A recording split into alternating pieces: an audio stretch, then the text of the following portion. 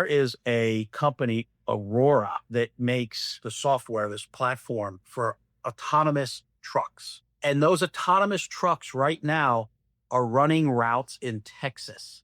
Now they're limited routes, but they're now expanding into Phoenix. If you're a truck driver, that's kind of concerning, right? Absolutely. I was a truck driver. I drove cross country. I drove teams with my dad for Schneider National. And if I was a truck driver, I wouldn't ignore that. I would be saying, they're still going to need people in the trucking industry. They're still going to need drivers. How fast is this going to be in my world to where my job is at risk?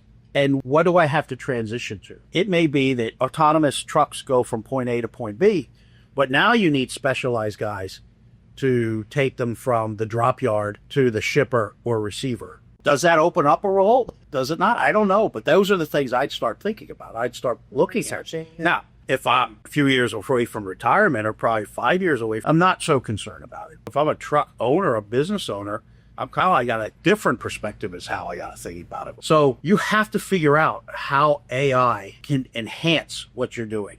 And if it's going to eliminate or change your role, you have to understand that. Because if you don't, what's going to happen is you will be dictated to. You will have no say in anything because you're just the passive person that resisted. That is part of the AI race. How do you integrate it into your life as an individual? Your race is integration. Your race is adaptation.